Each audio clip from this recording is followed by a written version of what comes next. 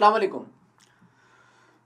आज हम बात कर रहे हैं पाकिस्तान और हिंदुस्तान के दरमियान न्यूक्लियर पॉलिटिक्स की, और हम बात करेंगे कि किस तरह से जो दोनों का न्यूक्लियर प्रोग्राम है वो किस तरह से एक दूसरे की सिक्योरिटी को थ्रेट करता है, और पाकिस्तान और इंडिया के न्यूक्स क्या दोनों के दरमियान वॉर को प्रिवेंट करने में सक्सेसफुल हुए हैं या नहीं।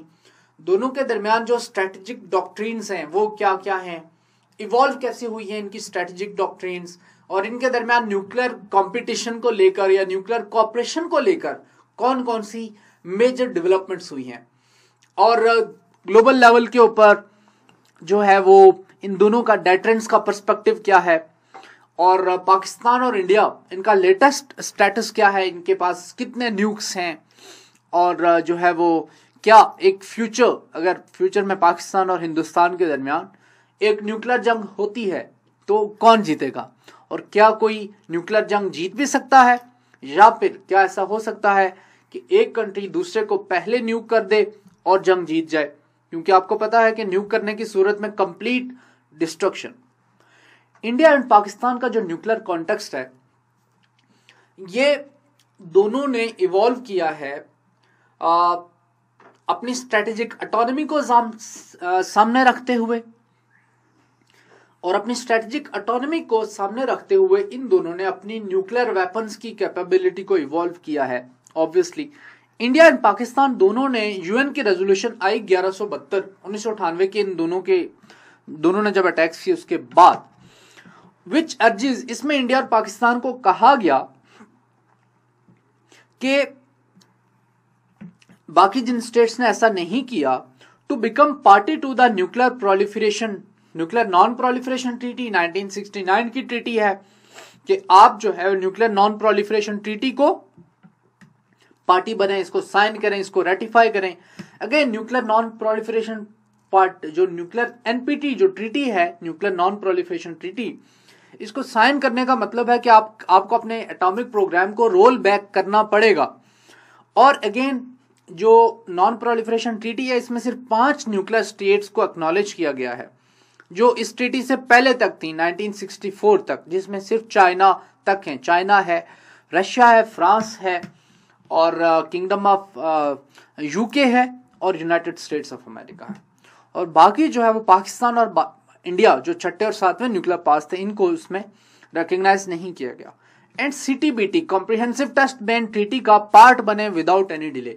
तो ये 1998 में जब इन दोनों ने न्यूक्लियर अटैक्स किए, जब इन दोनों ने अपने न्यूक्लियर एक्सप्लोजन किए, तो उसके बाद यूएन की रेजोल्यूशन आई इसके ऊपर, सिक्योरिटी काउंसिल की रेजोल्यूशन 1172 जिसमें बात की गई।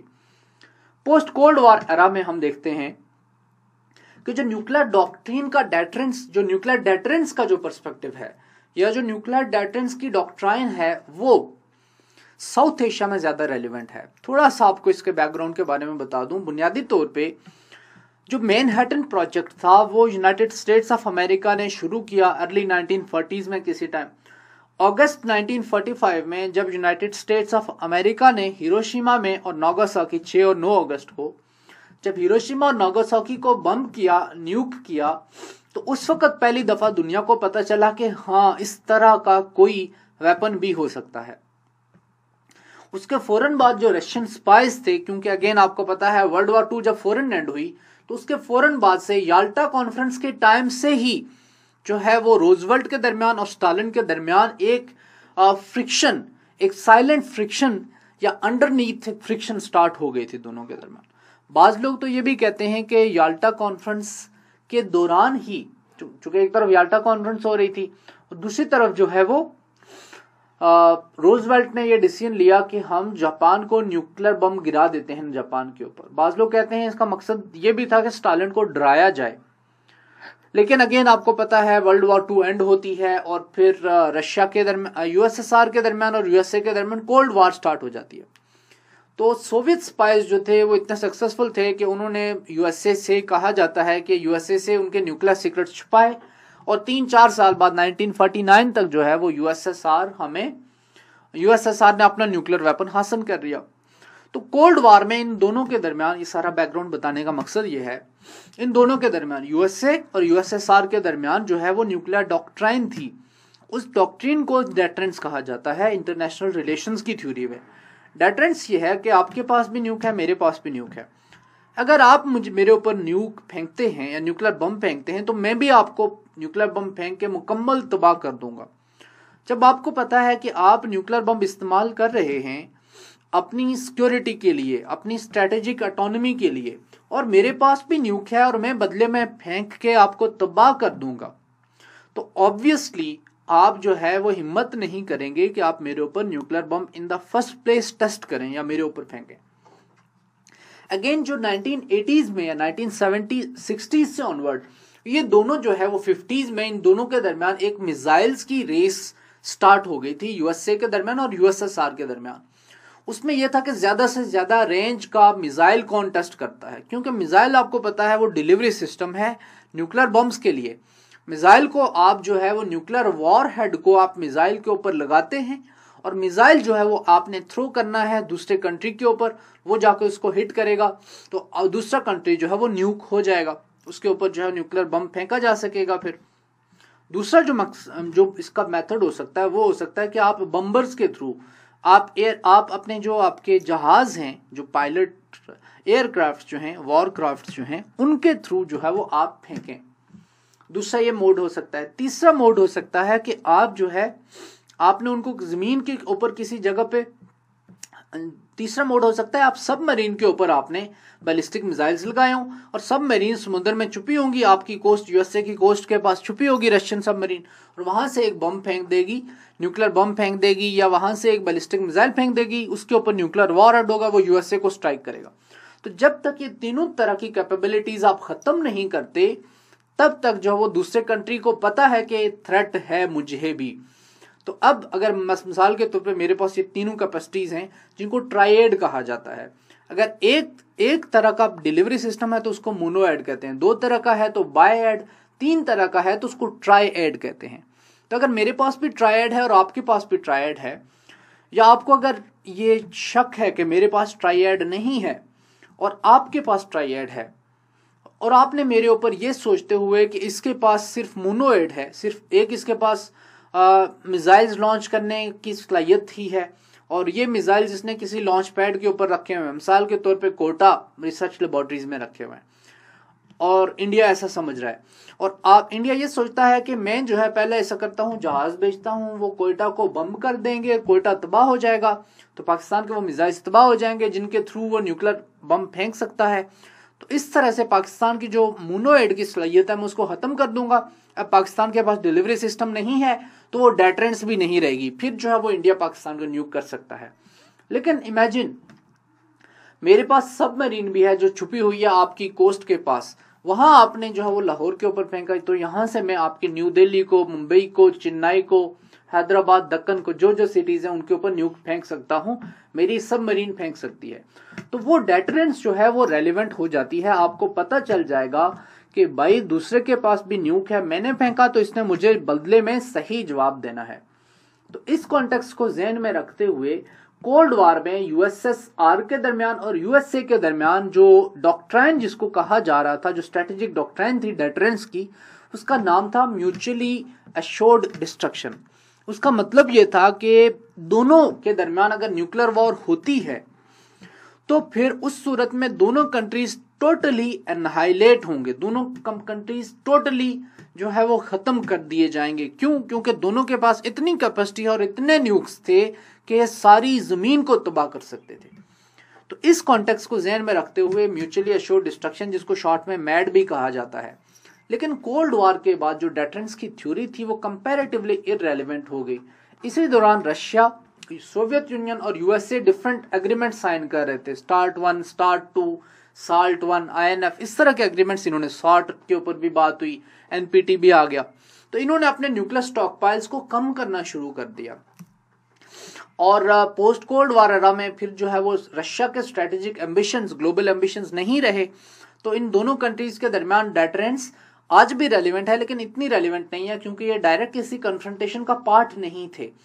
और एक और बात जो है, जो डेटरेंस की थ्योरी के साथ, जो डेटरेंस की थ्योरी को जहां से ज्यादा हवा मिलती है वो यहां से मिलती है कि कि कोल्ड वॉर के दौरान भी वर्ल्ड वॉर 3 जैसा कोई इंसिडेंट रशिया के दरमियान या सोवियत यूनियन के दरमियान और यूएसए के दरमियान नहीं हुआ, बल्कि 1960s में 1961 के क्यूबन मिसाइल क्राइसिस के दौरान कि जब सोवियत्स ने अपने न्यूक्लियर बम्स या अपने मिसाइल्स उन्होंने क्यूबा में प्लेस किए, तो उस वक्त ये एक थ्रेट था कि जिसकी वजह से दोनों के दरमियान जंग नहीं हुई, और वो थ्रेट इन्हीं न्यूक्लियर मिसाइल्स का था।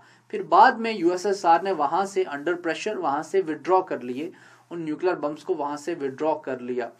आपको मैंने थर्ड का बताया था, terminal high altitude aerial defence, जो साउथ कोरिया में बेस्ड है, जिसका मैंने आपको बताया था नॉर्थ कोरिया को इससे मिसाइल है और चाइना को इससे मिसाइल है। ऐसे जब कोई स्ट्रेटेजिक मिसाइल जब या कोई सबमरीन आपके मुल्क के पास या किसी दूसरे मुल्क का एयरक्राफ्ट कैरियर आपके मुल्क के पास समुद्र में हो, तो आपको तकलीफ होती है, क्योंकि आपको पता है कि उसके पास डिलीवरी सिस्टम है, उसके मिसाइल्स आके या उसके न्यूक्लियर जो बम्स होंगे वो आके आपके मुल्क के ऊपर फेंक सकते हैं, न्यूक आपके मुल्क को टारगेट कर सकते हैं। अब अगेन इंडियन नेवी जो है उसके पास अगर ये कैपेसिटी है कि वो ग्वादर के पास कहीं छुप के पाकिस्तान के ऊपर या कराची के ऊपर न्यूक्लियर बम फेंक सके, तो पाकिस्तान को हमेशा ये थ्रेट रहेगा। मिसाल के तौर पे पाकिस्तान के पास सिर्फ एक ही डिलीवरी सिस्टम है और वो है मिसाइल्स का, और पाकिस्तान के पास एक सबमरीन है और इंडियन नेवी वो सबमरीन तबाह कर देती है, और पाकिस्तान के साथ जो है वो न्यूक्लियर मिसाइल्स वाली साइट्स उनके ऊपर भी टारगेट कर लिया जाता है। फिर हमारे पास डिलीवरी सिस्टम नहीं रहेगा तो डेटरेंस आपकी तबाह हो जाती है। ये आपको इतनी सारी राम कहानी सुनाने का मकसद ये था कि आपको इस टॉपिक का बैकग्राउंड क्लियर हो। तो पोस्ट कोल्ड वॉर एरा में कहा जाता है कि वैसे ही जैसे डेटरेंस उससे पहले यूएसए और यूएसएसआर के दरमियान रेलिवेंट थी, अब जो है वो साउथ एशिया में रेलिवेंट है। तो यहां से हमारी बहस स्टार्ट होती है। Nevertheless, the cost-benefit calculus that underpins deterrence, जो नए मिसाइल डिफेंस सिस्टम आ रहे हैं उसकी वजह से कभी भी मिसकैलकुलेशन हो सकती है। थोड़ा सा जो है वो स्ट्रेटेजिक डेटरेंस की हम बात कर लेते हैं। यहां पर रशिया के पास हैं जी 6850, यूएसए के पास 6450, बाज एस्टिमेट्स हैं कि रशिया के पास 9600 हैं, और मैंने बाज एस्टिमेट्स में पढ़ा है कि रशिया के पास 10,000 से ज्यादा है। चाइना के पास 280, यूके के पास 215, ये न्यूक्लियर बम्स की तादाद है। पाकिस्तान के पास 140 से 50, इंडिया के पास 130 से 40, इसराइल के पास 80, ये एक इंडियन वेबसाइट से स्लाइड उठाई है। नॉर्थ कोरिया के पास 10 से 20। डिलीवरी सिस्टम इंडिया के पास मॉडेस्ट और डेडलिएस्ट मिसाइल इंडिया का कौन सा है, तो इंडिया के पास जो डिलीवरी सिस्टम है वो एडवांस नहीं है, मॉडेस्ट है। इंडिया के पास 5000 किलोमीटर तक हिट करने वाला अग्नि 5 मिसाइल है। पाकिस्तान के पास भी मॉडेस्ट कैपेसिटी है। पाकिस्तान का जो डेडलिएस्ट वेपन है वो है शाहीन 3 मिसाइल, जिसकी रेंज है 2750 किलोमीटर। चाइना के पास जो वो 14500 किलोमीटर, ये बैलिस्टिक मिसाइल्स आ जाते हैं। ये जो है वो इंटरकॉन्टिनेंटल बैलिस्टिक मिसाइल्स इनको कहा जाता है, जिनकी रेंज 5500 किलोमीटर से ज्यादा होती है। तो ये जो है वो चाइना के पास आपको मिलेंगे, रशिया के पास मिलेंगे, 1-2 यूके के पास मिलेंगे, यूएसए के पास मिलेगा और फ्रांस के पास मिलेगा। तो पाकिस्तान और इंडिया के पास इतनी ग्लोबल रेंज की कैपेसिटी नहीं है। नॉर्थ कोरिया जो है वो अभी यही इसी तरह के बैलिस्टिक मिसाइल्स बनाने की कोशिश कर रहा है कि जो 10,000 या 11,000 किलोमीटर जिनकी रेंज हो और वो यूएसए की मेनलैंड को हिट कर सके। तो ये आपने इंटरेस्टिंग पर्सपेक्टिव ध्यान में रखना है कि नॉर्थ कोरिया का जो लीडर है किम जोंग उन, मोटू से किम जोंग उन है, आपको पता है। किम जोंग उन का जो मेन पर्पस है वो यही है किसी तरह से कि मैं मिसाइल जो है वो व्हाइट हाउस तक पहुंचा सकूं। इंडिया पाकिस्तान के न्यूक्लियर कॉन्टेक्स्ट में different perceptions and strategic aspirations दोनों के डिफरेंट हैं। परसेप्शंस दो कैपिटल्स में डिफरेंट है। इंडिया का कैलकुलस डिफरेंट है, पाकिस्तान का डिफरेंट है। इसी वजह से हमें दोनों के दरमियान न्यूक्लियर कंपटीशन में बहुत ज्यादा डिफरेंसेस नजर आते हैं। कैसे नजर आते हैं उसके ऊपर मैं बात करूंगा। तो ये जो मिसकैलकुलेशन है या एक दूसरे की तरफ स्ट्रेटेजिक एम्बिवेलेंस है या न्यूक्लियर एम्बिवेलेंस जिसको कहना चाहिए, इसकी वजह से दोनों के दरमियान कभी भी पोटेंशियल कॉन्फ्लिक्ट हो सकता है। न्यू मिसाइल डिफेंस सिस्टम ने इन दोनों के दरमियान जो डेटरेंस है उसको हिला दिया है। इंडिया जो है वो एडवांस डिलीवरी सिस्टम्स की तरफ जा रहा है। पाकिस्तान का अगेन डिफेंस बजट जो है वो 5-6 बिलियन डॉलर्स है, 7 बिलियन डॉलर्स है। इंडिया का 50 बिलियन डॉलर को एक्सीड करता है। पाकिस्तान के पास इतनी कैपेसिटी है ही नहीं कि इंडिया के साथ पेस अप रख सके। अब अगेन इंडिया मॉडर्न एयरक्राफ्ट्स खरीद रहा है, मॉडर्न सबमरीन्स बना रहा है, नए मिसाइल डिफेंस सिस्टम्स जो है वो इंडिया लॉन्च कर रहा है, तो पाकिस्तान के पास कैपेसिटी नहीं है पेस को कीप अप करने की। तो ऐसी सूरत में पाकिस्तान के लिए मिसाइल पैदा होते हैं। हाउएवर न्यूक्लियराइजेशन ने डेटर नहीं किया इन दोनों के दरमियान। इंटरेस्टिंगली अब देखें, डेटरेंस की थ्योरी तो ये कहती है कि अगर न्यूक्लियर वॉर का थ्रेट होगा तो दोनों जंग नहीं करेंगे, लेकिन पाकिस्तान और हिंदुस्तान के कॉन्टेक्स्ट में कहीं ना कहीं इन दोनों ममालिक के जो पॉलिसी मेकर्स हैं उन्होंने ज़हन में बिठाया हुआ है कि न्यूक्लियर थोड़ा सा हमने ऊपर रखना है और नीचे लेवल पे छोटी छोटी जंगें हम करते रहेंगे। मिसाल है कारगिल 99 में हुआ, 2001 की eyeball to eyeball confrontation, Mumbai पे पार्लियामेंट के ऊपर अटैक्स के बाद 2001 के मुंबई टेररिस्ट अटैक्स 2008 के अगेन हुए, हम पठानकोट अटैक देखा, हमने इंडिया के जो सर्जिकल स्ट्राइक्स का ड्रामा पाकिस्तान में उन्होंने कहा, बालाकोट में जो एरियल स्ट्राइक्स हुए, पाकिस्तान ने इंडिया का फाइटर प्लेन गिराया, कश्मीर में जो इंडिया अभी कर रहा है, और आपको पता है लाइन ऑफ कंट्रोल के ऊपर दोनों के दरमियान हर वक्त जो है मिसाइल चलते रहते हैं, अभी भी चल रहे हैं। तो इस सारे को ध्यान में रखते हुए आप सेफली कह सकते हैं कि ये दोनों जो पड़ोसी हैं, इन दोनों के दरमियान इन दोनों को न्यूक्लियर बम्स ने भी नहीं सुधारा। यूएसए और यूएसएसआर को तो शायद उनके न्यूक्स ने थोड़ा सा रिस्ट्रेंट क्रिएट किया, ये दोनों ममालिक नहीं रुक रहे हैं। Bilateral confidence building measures in दोनों ने कुछ लिए हैं और अरेंजमेंट्स हैं इसमें। कौन कौन से? India and Pakistan had agreed to some confidence building measures और न्यूक्लियर रिस्क रिडक्शन मेजर्स। मिसाल के तौर पे दोनों कोऑपरेट करते हैं कि एक दूसरे के न्यूक्लियर इंस्टॉलेशन के ऊपर अटैक नहीं करेंगे, दोनों कमिट करते हैं।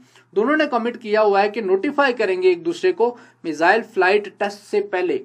जब मिसाइल टेस्ट करेंगे तो उसकी फ्लाइट के बारे में एक दूसरे को नोटिफाई करेंगे ताकि दूसरे मुल्क को कोई मिसकैलकुलेशन ना और वो जवाब में रिस्पॉन्स ना कर दे एक्सीडेंटली।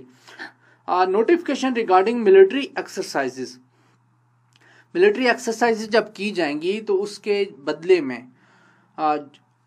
जब मिलिट्री एक्सरसाइजेज की जाएंगी तो फिर जो वो अपोनेंट कंट्री को बताया जाएगा, क्योंकि ऐसा ना हो वो कंट्री ये समझे यहाँ पे मिलिट्री एक्सरसाइजेज हो रहे हैं, वो समझे कि इन्होंने वॉर शुरू कर दी है और वो अटैक कर दे और चीज़ें खराब हो जाएं। ये जो आपको जो ये स्लाइड्स आप जो मैंने बनाई हैं इनका सोर्स है जफर नवाज जसपाल साहब, टीचर हैं, IR के न्यूक्लियर साइंटिस्ट हैं, न्यूक्लियर पॉलिटिक्स के ऊपर बहुत अच्छी नज़र है इनकी। आप इनको फॉलो भी कर सकते हैं, इनके लेक्चर्स भी सुन सकते हैं और इनके आर्टिकल्स जो है वो न्यूक्लियर पाकिस्तान और इंडिया के दरमियान जो साउथ एशिया में न्यूक्लियर पॉलिटिक्स है इसके ऊपर ये अथॉरिटी हैं। इंडिया पाकिस्तान के कॉन्टेक्स्ट में डिलीवरी सिस्टम दोनों का कंपैरिजन देख लें। एयरक्राफ्ट इंडिया के पास 32 हैं, शमशेर 16 और टोटल जो है वो 48, पाकिस्तान के पास 36। लैंड बेस्ड बैलिस्टिक मिसाइल्स पृथ्वी 2 24 20 टोटल जो है वो 56 है इंडिया के पास, पाकिस्तान के पास कितने हैं 56, तो बैलेंस है।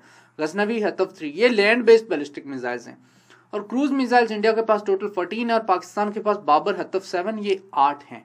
क्रूज मिसाइल्स की लिमिट जो है वो कम होती है, बैलिस्टिक मिसाइल्स की ज्यादा होती है। आमतौर पे क्रूज मिसाइल 150, 200, 300 या 400 किलोमीटर तक का होगा, ballistic missile thousands of kilometres तक होता है। Nuclear politics in south Asia के हिस्ट्री के ऊपर हम अपनी आने वाली वीडियो में बात करते हैं। तब तक हम ब्रेक ले लेते हैं। अपना ख्याल रखिएगा। अल्लाह हाफिज।